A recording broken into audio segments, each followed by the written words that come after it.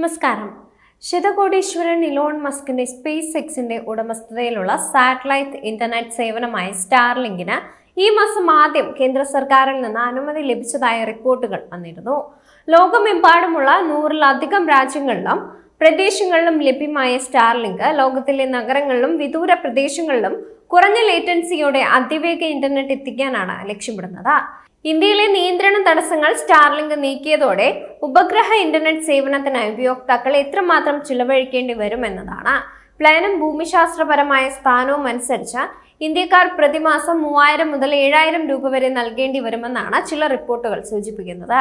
എന്നാൽ ഇത് പ്രതിമാസ സബ്സ്ക്രിപ്ഷൻ വില മാത്രമാണ്.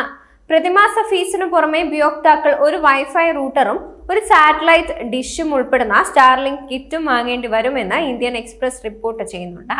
യുണൈറ്റഡ് സ്റ്റേറ്റ്സിൽ സ്റ്റാൻഡേർഡ് സ്റ്റാർലിങ്കിന് $349 വില വരും, അതായത് ഏകദേശം 30,000 രൂപ.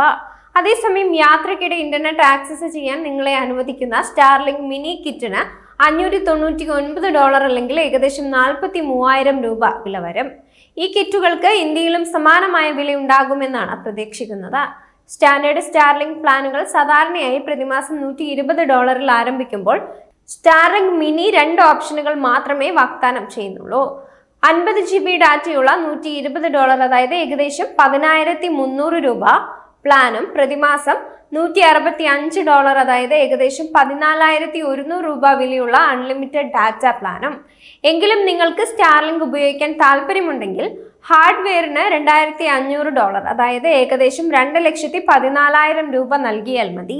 Pipe adapter, Gen 3 wifi router പോലുള്ള ഓപ്ഷണൽ ആക്സസറികൾ യഥാക്രമം $120, അതായത് 10,300 രൂപ, $199, ഏകദേശം 17,000 രൂപ വില വരും.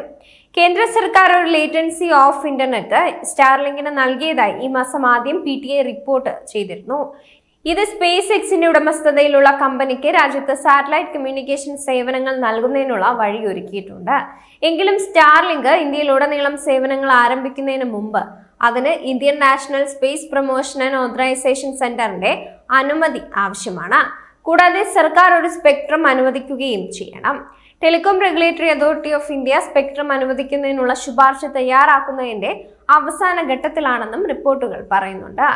ഇലോൺ മസ്കിന്റെ ഉടമസ്ഥതയിലുള്ള കമ്പനി ഇന്ത്യൻ ടെലികോം വിപണിയുടെ 70%-ലധികവും വഹിക്കുന്ന റിലയൻസ് ജിയോ, ഭാരതി എയർടെൽ തുടങ്ങിയ പ്രമുഖ ടെലികോം ഇന്റർനെറ്റുകളുമായും കരാറുകളിൽ ഒപ്പുവച്ചിട്ടുണ്ട്.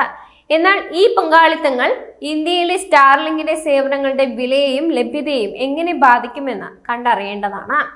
റീറ്റെയിൽ ഔട്ട്ലെറ്റുകൾ വഴി സ്റ്റാർലിങ്ക് ഉപകരണങ്ങൾ വിൽക്കുമോ എന്നും സേവനങ്ങളുടെ ഉപഭോക്തൃ സേവന ഇൻസ്റ്റാളേഷനും സജീവമാക്കലും പിന്തുണയ്ക്കുന്നതിനുള്ള ഒരു സംവിധാനം സ്ഥാപിക്കുമെന്നും ജിയോ വ്യക്തമാക്കിയിരുന്നു.